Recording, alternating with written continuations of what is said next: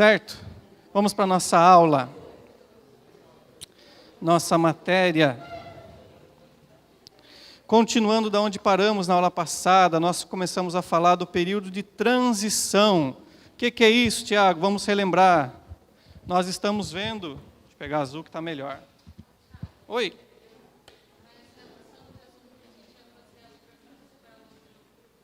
Então, era para fazer hoje, mas vai ser meio corrido. Vamos tentar. Vamos tentar, se a gente já chegar em Davi e Salomão. Vou pegar azul que está mais forte. Nós estamos vendo, né, os livros históricos. Que vai tratar do quê? Da história do povo do povo lá do Afeganistão, né? Do povo da onde? Israel, muito bem. E a gente viu lá a época dos juízes, a época de Josué, dos juízes, quando a nação de Israel entrou na terra prometida, na terra de Canaã, certo? Passou-se o período, não deu muito certo aquele sistema, que foi o período da teocracia.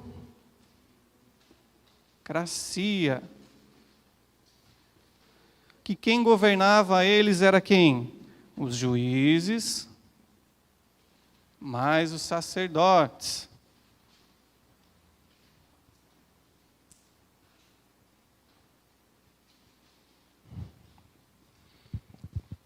Então eles obedeciam um juiz local, lembram? Cada tribo tinha um juiz, uma pessoa proeminente, um líder político e militar. E mais os sacerdotes que habitavam na periferia das cidades. Tá, ok? Lembra que havia 48 cidades, chamadas cidades levitas, que eram as periferias das cidades de Israel, onde eles habitavam, mais as 6 cidades refúgio, onde 3 do lado esquerdo do Rio Jordão e 3 do lado direito do Rio Jordão. Onde uma pessoa, quando cometia um crime sem culpa, né, um crime sem intenção de cometê-lo, poderia se esconder para não ser vingada daquela morte, daquele crime. Não dá muito certo, o povo se afasta de Deus, os juízes são corruptos. E os sacerdotes também.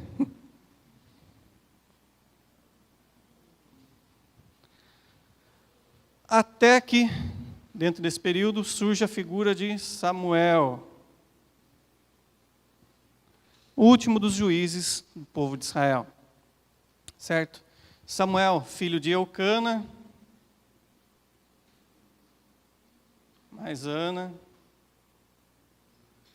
ele era descendente de Levi, foi criado pelo sumo sacerdote Eli, tá, ok? A partir dos dias de Samuel, voltaram a ter visões, profecias da parte de Deus para o povo de Israel. Ou seja, Samuel representa um avivamento da moral e da espiritualidade da nação de Israel. Tá, ok? Ele vai caracterizar agora, dentro da teocracia, a fase de transição. O que é isso, Tiago? O ministério e a vida de Samuel,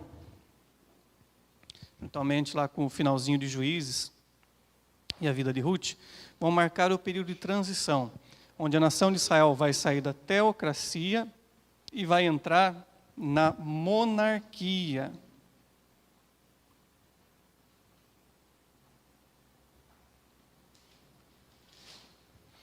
Uma coisa chamada, deixa eu colocar aqui para vocês enxergarem, está muito embaixo, né? Vou colocar lá na outra lousa, né? Monarquia.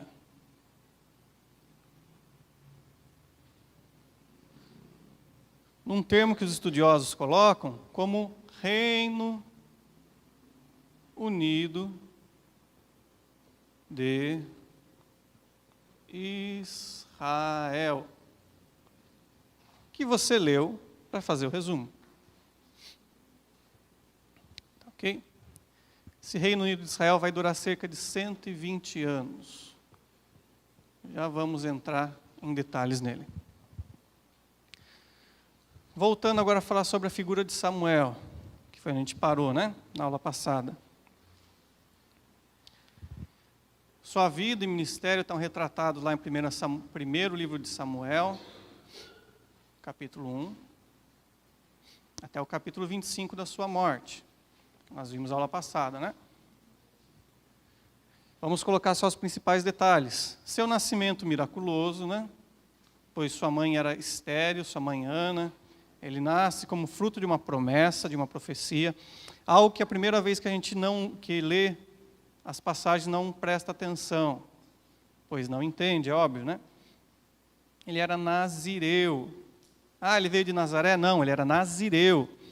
Ele tinha aquele voto, aquela aliança que está lá no livro de Números, capítulo 6. Que aliança que é essa, Tiago? Quando o menino nascesse, seria dedicado a Deus, consagrado a Deus, não passaria navalha no seu cabelo. Então, Samuel era cabeludão, tá? Meio riponga, meio metaleiro, enfim, seja lá como fosse o cabelo dele. Não sei se tinha creme naquela época, condicionador, mas dava-se um jeito.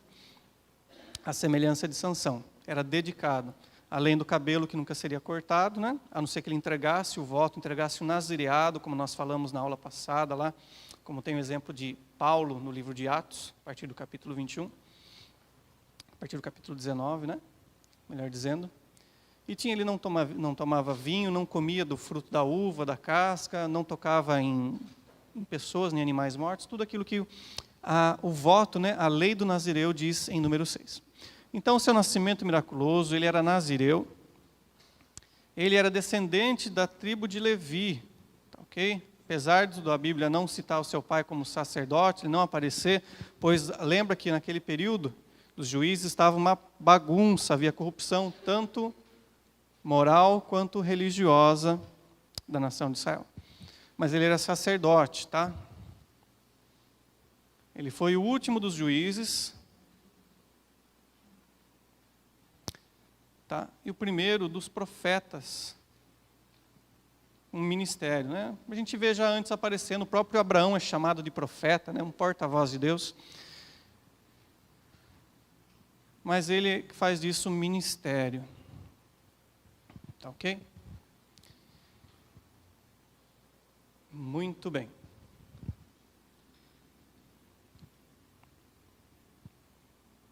Lá no capítulo 3, nós vemos lá sua profecia contra a casa de Eli, mais seus filhos Hofni e Finéias, aqueles que são mortos na guerra contra os filisteus.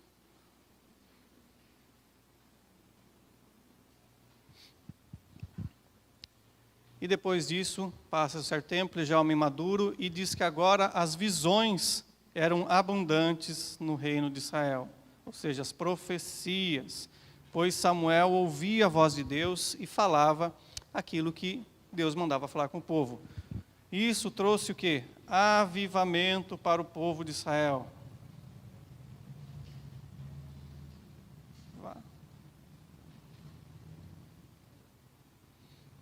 Tá, okay. Oi, pode perguntar. Não, pode só colocar de hoje, por favor. Obrigado. O avivamento, certo? Para o povo de Israel, avivamento espiritual e moral. Ele deu um gás, deu um up na vida do povo de Israel. Por quê? Como que se deu algumas partes desse avivamento, de forma resumida? O próprio Samuel, partindo da sua cidade de nascimento e onde ele estava, chamada Ramataim Zofim, que muitas vezes na Bíblia é chamada apenas de Ramá, melhor, né? Esse palavrão todo, Ramataim Zofim, Ramá. Ele cria um ciclo de cidades, no qual ele passa de cidade em cidade, juntamente com seus discípulos, o chamado rancho, ou grupo dos profetas, no qual ele vai fazendo o quê? Cantando e dançando e pulando. Não, ele vai ensinando a lei de Deus, ensinando o Pentateuco para o povo, aquele povo que havia vindo daquela geração corrompida. Então ele reensinava, mostrava, ensinava o povo a temer a Deus, a confiar em Deus. E isso foi trazendo um avivamento espiritual, moral e militar para o povo. Tanto que eles têm batalhas contra os filisteus, que era o principal inimigo do povo de Israel na época. E dessa vez eles ganham.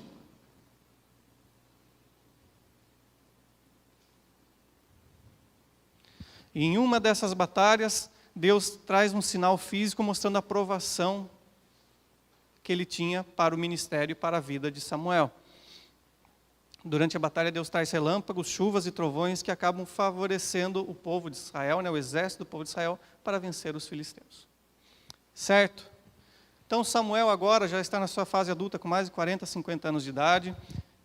Um detalhe que a primeira vez que a gente lê, não percebe, a Bíblia fala que os seus filhos, porém, o mais velho deles chamado Joel, que não tem nada a ver com o profeta lá do livro do profeta, não temiam a Deus.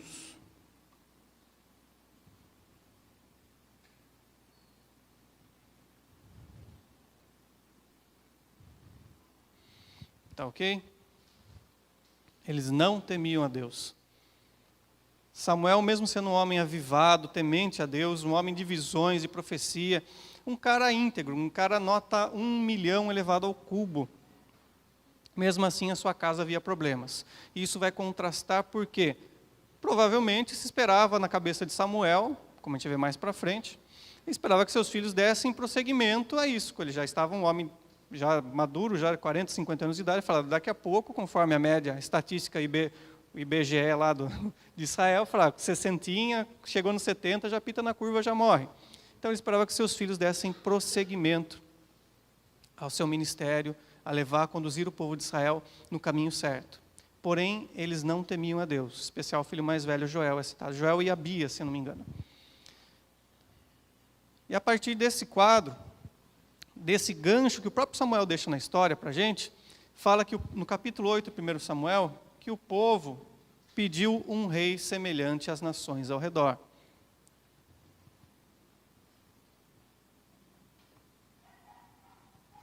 Então a nação de Israel fala, olha, está gostoso aqui, estamos avivados, estamos vencendo os inimigos, está bom o negócio, mas a gente queria uma coisinha diferente. Que coisinha diferente? Queria um rei semelhante às nações.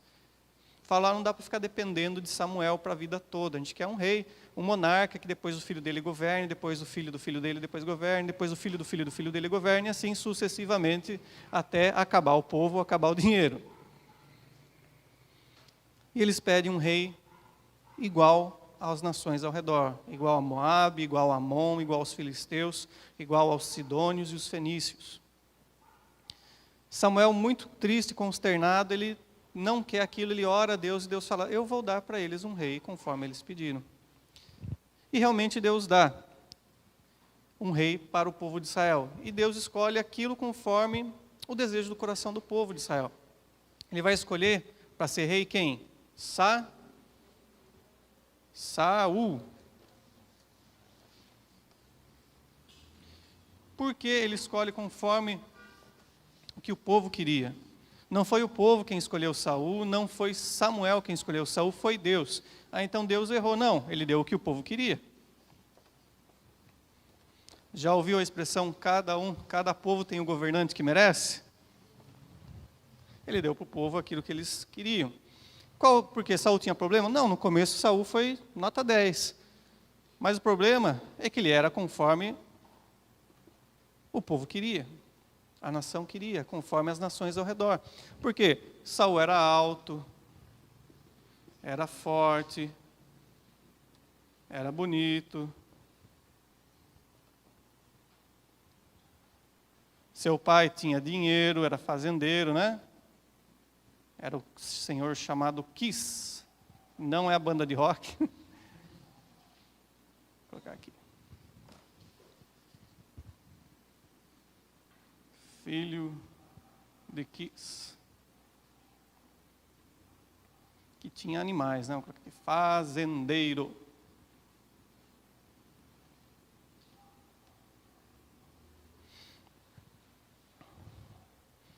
Quando ele foi eleito, ele já era um homem maduro, né?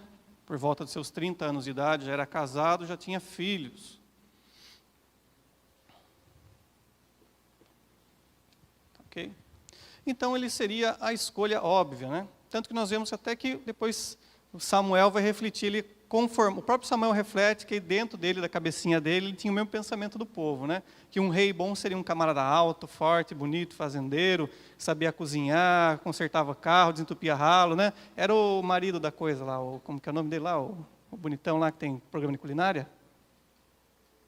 Rodrigo Hilbert, né? Dá uma raiva daquele cara.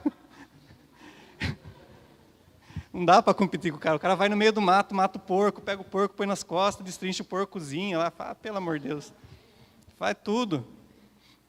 Então, a mesma semelhança nós vemos esse pensamento depois refletido dentro do coração de Samuel, quando ele vai lá ungir na casa de Jessé um dos filhos de Jessé. Quando passa o primeiro filho, que era alto, bonito, forte, que fazia parte do exército de Saul, Samuel fala, é esse que é para ser o próximo rei. Deus fala, passa o segundo filho, também era alto, bonito e forte. Passa o terceiro filho, Deus fala, Samuel, você olha a aparência, o homem você olha a aparência, porém eu vejo o interior. Então Samuel fica sentadinho esperando lá, e acabou os filhos, depois a gente vai falar disso. Saul é eleito da parte de Deus. Ele começa bem o seu reinado, tem a profecia, Samuel faz a profecia. O seu ministério, o seu chamado, melhor dizendo, inicia-se de uma forma espiritual.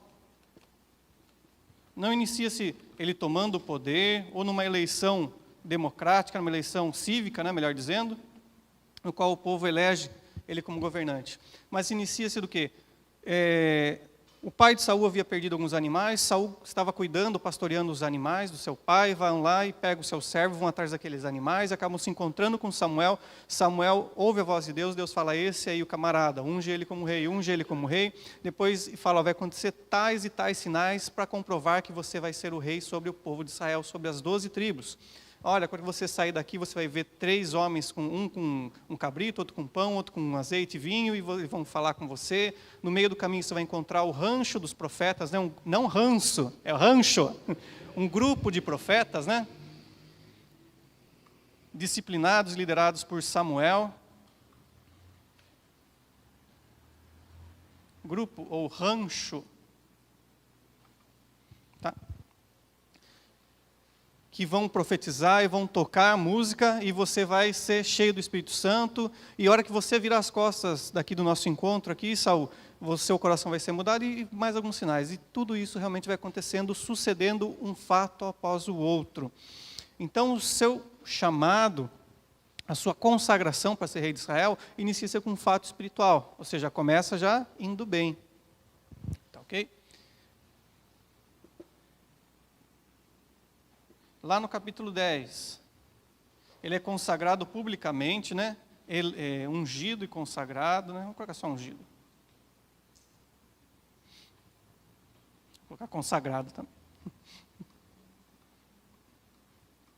Aproveitar o gancho para explicar, ungido vem do verbo ungir, que é deitar azeite ou deitar óleo sobre algo, né? Então era comum, nos dias da antiguidade, em especial do povo de Israel, quando se separava alguém ou algo para um propósito, você derramar o óleo ou azeite sobre a cabeça da pessoa, ou sobre aquele objeto, para ungí-lo, para consagrá-lo, para separá-lo. Aquela pessoa ou objeto para um propósito, tá? Então não assassine a língua portuguesa falando óleo ungido, tá? É óleo consagrado, tá? Ungido é a pessoa que recebeu o óleo, o azeite, né, que derramou, foi ungido, tá bom? Então tem a sua unção pública. Samuel faz aquela reunião, chama as 12 tribos, lá em Ramataim, Zofim, e coloca os líderes das tribos lá adiante, e o chefe de cada casa, e depois fala, olha, cadê o rei? Vai apresentar o rei, onde vai estar o rei? E Saul estava escondido no meio da bagagem. Vão chamar Saul lá no meio das malas, né? O primeiro rei mala da história. Ele estava no meio das bolsas dos animais lá, da tribo de Benjamim, da casa do seu pai. Certo?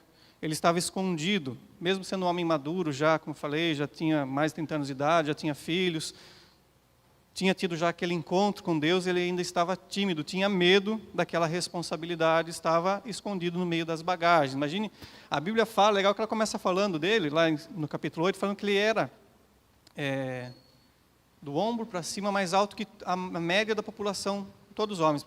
Se o povo de Israel tinha 1,70 m, ele tinha 1,90 m, mais ou menos assim, né? Usando essa comparação. Então um cara grandão, alto, bonito, se esconder no meio das malas, né? Fica facinho. E Samuel acha ele, traz ele, vem para cá, mala, vem para cá, e unge ele, consagra ele no meio do povo, e ele inicia o seu ministério. ministério como rei, seu governo como rei. Logo de cara, nos primeiros anos, ele tem umas batalhas, somente contra os amonitas.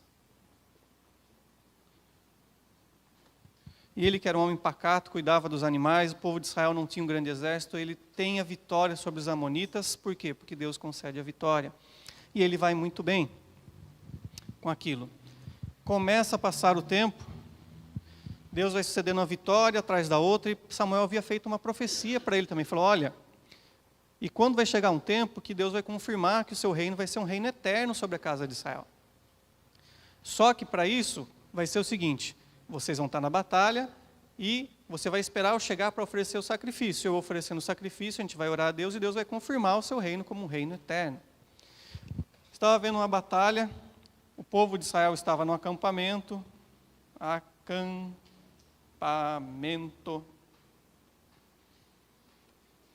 e o acampamento dos inimigos estava do outro lado. Saul, vendo que Samuel demorava, não chegava para oferecer o sacrifício, e vendo que os inimigos estavam de frente, e estavam já se acirrando, se animando, já falou, vamos pegar os caras, vamos dar pau neles. Ele fala, não, ele decide tomar o lugar de Samuel e oferecer o sacrifício. Enquanto ele estava lá degolando o animal, queimando a carne do animal lá no altar improvisado, chega Samuel e olha para ele e fala, você pisou na bola. Deus falou que seu reino ia ser eterno, você tinha que obedecer. Por que você não obedeceu? Vai falar, você estava demorando e o povo estava se animando aqui, já preocupados, os israelitas estavam com medo e os inimigos já estavam se animando para vir para cima da gente. Fala, mas você tinha que obedecer. Por causa disso, seu reino, que era para ser eterno, ou seja, seus descendentes iriam governar de geração em geração, não vai ser assim, vai acabar em você. Então, a primeira pisada na bola de Saul. Primeira mancada dele, né? Depois disso, o que acontece? Nós vemos que agora Saul vai perdendo o papel de destaque e começa a enfiar os pés pelas mãos, uma vez após a outra.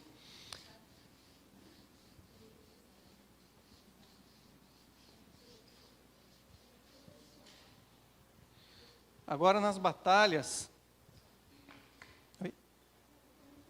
Aonde? Acampamento, vamos lá, vamos voltar. Eles estavam aqui no acampamento, esperando para guerrear. Havia a profecia e a ordem de Samuel.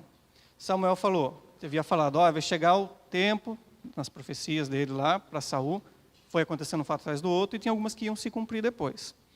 Falou, olha, eu vou oferecer um sacrifício diante de todo o povo, do exército, e Deus vai confirmar o seu reino como um reino eterno, nunca vai acabar. Beleza. Foram acontecendo os fatos, faltava esse aqui do sacrifício. Eles estavam lá acampados, Samuel fala, olha Saul, mandou o WhatsApp para ele, estou chegando aí, sossega o facho. Mandou o WhatsApp para ele lá e falou, beleza. Estavam aqui e um acampamento do exército de Israel de frente para o acampamento do exército inimigo. E o exército inimigo, o acampamento, começou a se animar. Falou, não, nós vamos para cima deles, vamos destruir, vamos matar, vamos guerrear. E o acampamento dos exércitos israelitas começou a ficar com medo. Seu coração começou a derreter-se, uma expressão que aparece na Bíblia. Saul, vendo que Samuel não chegava para fazer aquele churrasco lá, matar o animal, ofertar diante de Deus, o povo comer a carne, fala, eu mesmo vou fazer o sacrifício. Ele toma o lugar que pertencia a Samuel. Tá? Por isso que é a pisada na bola dele. A primeira mancada que ele dá, ele não obedece à voz de Samuel. Estava indo tudo bem, mas ele já dá a primeira mancada. Não recebe alguma punição direta, não. Deus fala, seu reino ia ser eterno, agora não vai ser. Depois que você morrer, vai vir uma pessoa que é melhor do que você para governar. Que no caso, Deus já estava olhando para Davi, antes mesmo de Davi aparecer na cena. Certo? Depois disso, Saul começa a dar uma mancada atrás da outra, né? Como eu falei, agora de pouco ele perde o papel de destaque, e nas batalhas, quem vai aparecer como principal vai ser seu filho Jonatas.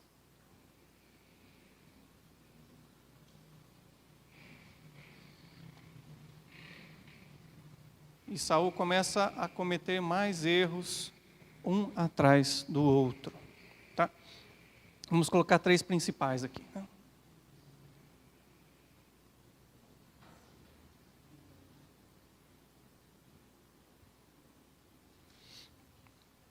Primeiro erro.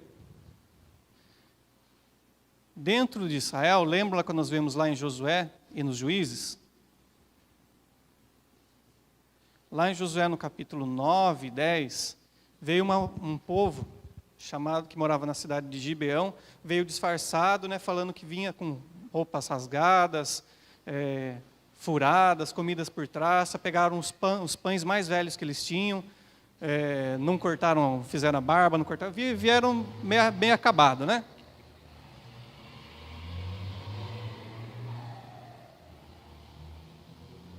Parou. E vieram assim com esse teatro, com esse embuste, e chegaram perto do acampamento onde estava Josué. E falaram, nós viemos de uma terra distante, aqui na terra de Canaã, de uma cidade longe, faça aliança conosco, não nos mate, não nos destrua, porque a gente está percebendo que Deus é com vocês, e piriri, pororó. Se humilharam para fazer uma aliança para não serem mortos. Josué descobre que eles eram de uma cidade próxima, é como se Josué estivesse aqui em Sorocaba, eles estivessem ali em Alumínio, em Mairinque. E como havia feito aliança com eles, eles jamais poderiam ser destruídos. Lembra que o propósito de Josué com Israel entrar na terra de Canaã era destruir o quê? Aquelas 7 nações. Opa, isso aqui não tem. 7 nações que Deus havia mandado eles destruir, certo? Os gibeonitas faziam parte dessas nações. Eles deveriam ou matar ou expulsar da terra. Por quê? Porque Deus não gostava deles? Não, porque o pecado deles já havia chegado, já havia dado a cota, já. Eu já estava aqui com eles já. Lembra dos pecados? Idolatria, imoralidade, perversão sexual, sacrifício humano. Então os gibeonitas fizeram aquela aliança com Josué. Não poderiam ser mortos, iam ficar como? Como escravos da nação de Israel. Iam rachar lenha, tirar água, lavar o carro no final de semana, fazer todas essas coisas que o israelita não queria fazer. Saul vai e ataca os gibeonitas, mata uma parte da população. Segundo erro deles, de Saul, numa campanha, um voto louco, numa campanha militar do exército de Israel contra os filisteus, estava Saul sentado lá no acampamento, lá discutindo com seus estrategistas, enquanto seu filho Jonatas estava procurando um jeito de derrotar os inimigos. E eles estavam sem comer há muitos dias.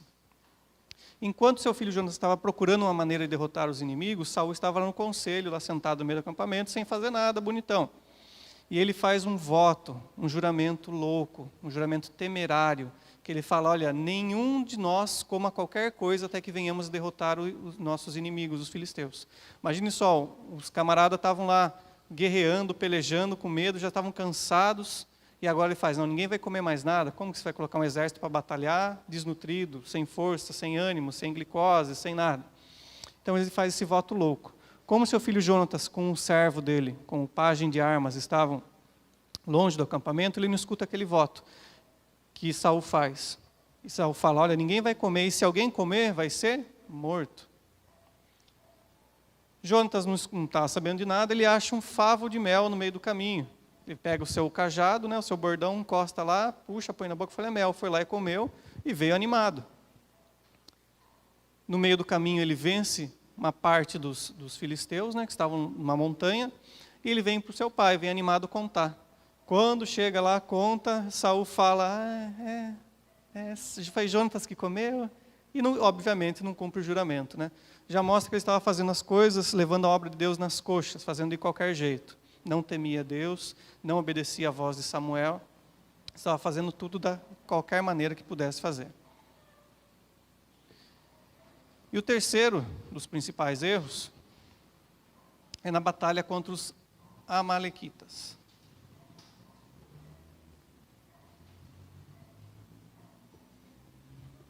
Está lá em 1º livro de Samuel, capítulo 15. Deus fala para Samuel, Samuel fala para Saul, fala, olha, eu me lembro de quando o povo de Israel estava saindo do cativeiro egípcio, atravessando, e os amalequitas vieram e atacaram. Êxodo capítulo 15. 17, Êxodo capítulo 17. Vai lá e destrui os amalequitas que estão assentados ao próximo aqui à nação de Israel.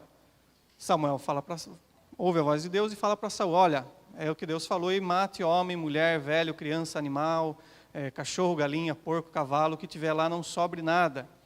Saul fala, beleza, vou lá. Reúne seu exército e vão contra o acampamento dos amalequitas. Destroem. Só que Samuel estava dormindo no seu quarto, de touquinha, pantufa, pijama, já velhinho, já Samuel com mais de 60 anos de idade. Deus fala, olha, acorda Samuel de madrugada, fala, olha, Saul pisou na bola de novo. Como assim pisou na bola de novo? Estou dormindo aqui, o senhor me acorda essas horas? Fala isso. Fala, não, eu rejeitei ele para sempre. O reino vai passar da mão dele para alguém que é melhor que ele. Vá lá no acampamento e veja o que Saul fez. E Samuel fica muito triste, intercede por Saul, pois ele gostava de Saul. O governo da nação de Israel estava nas mãos de Samuel. O reino de Israel estava nas mãos de Samuel, né, o governo da nação. E quando ele passou para Saul, ele passou com gosto, com alegria, com gozo, porque sabia que Deus havia escolhido ele. Mesmo Saul tendo começado a pisar na bola. E Samuel fica triste, fala, não faça isso, Senhor, não apague ele, tal hora. E Deus fala, não quero mais papo com Saul. Para mim, acabou. Deu, chega, basta. Game over. #parti. Fui embora. E Samuel fica triste, vai com o coração entristecido e já sabe que vai dar uma sentença cabal, punitiva para Saul. Quando ele chega no acampamento, ele encontra Saul todo animado. Olha, eu fiz o que Deus mandou, matei homem, mulher, criança, cavalo, boi, gado. E Samuel escuta o balido de uma ovelha. A Bíblia é bem clara. Fala, enquanto Saul estava conversando com Samuel escuta um balido de uma ovelha. E Samuel fala, que balido, que som de ovelha é esse que eu escuto? Deus mandou matar tudo. Daí Saul, a lá chiquinha, né? Dá uma desculpa esfarrapada. Ele fala, os homens que vieram comigo, eles quiseram aproveitar o melhor para si, e pouparam o melhor dos animais, o melhor da riqueza, o melhor dos escravos, das mulheres. E Samuel fala, eu não ordenei você para matar todo mundo? Eu não ordenei você executar e exterminar todo mundo que foi Deus que mandou assim? Daí ele ainda tinha guardado o rei dos amalequitas, né? Daquele grupo dos amalequitas chamado Agag. Que isso vai refletir para a gente lá depois no livro da Rainha Esther. Então, guarde aí na sua cachola, Agag. Em algumas versões vai estar Agag, né? Samuel pega a espada de Saul, vai lá e mata Agag. E fala, olha, como você rejeitou a Deus, Deus está rejeitando você para você não ser mais rei. Deus vai pegar o seu reino, já era para ser eterno, agora não vai ser. Seus descendentes governarem. Agora vai pegar o seu reino com você em vida e vai transferir para outra pessoa que é melhor que você. Samuel vira as costas, Saul vai lá e pega a capa de Samuel e rasga. E daí Samuel, triste, fala para ele, assim como você rasgou a minha capa, Deus está rasgando o reino das suas mãos. E vai embora, e diz a Bíblia que Samuel nunca mais voltou a se encontrar com Saul. Triste, não? Um camarada, um líder, de repente, a gente pode trazer para os dias de hoje, um professor, um pastor, um chefe, que cria aquela pessoa, que coloca suas esperanças naquela pessoa e de repente ela pisa na bola assim, dá uma mancada atrás da outra com ela, né? Pisoteia, despreza tudo aquilo que ela fez para ela. Então agora, Deus estava definitivamente falando, olha, vou transportar, né? Vou tirar o reino das suas mãos e passar para alguém que é melhor.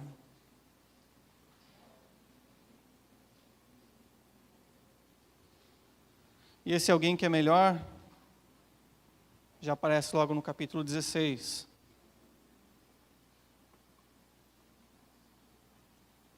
Que vai ser Davi. Certo? Com isso encerramos a nossa aula de hoje. Finalizamos do período de transição para o início do período monárquico, né? A primeira parte do período monárquico, que é o Reino Unido de Israel. Cerca de 120 anos, começando com Saul, depois indo para Davi, pessoal, e depois indo para quem?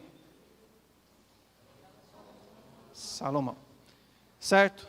Semana que vem, nossa prova alternativa, de xizinho. O que vai cair? Olha lá, pessoal, senta todo mundo aí, calma. O que vai cair na prova? Chuva, saraiva de fogo. O que vai cair, pessoal? Vai cair de Gênesis até a nossa aula de hoje, tá ok? Até o início do período monárquico, com Saul. Professor, do resumo vai cair? Não, porque eu não expliquei na aula, não deu tempo, tá bom? Então, vocês tem uma boa ainda, né? Tem um desconto aí. Cai até, de Gênesis até Saul, certo? Tchau. Deus abençoe vocês. Bom final de semana. Bom almoço. Fui.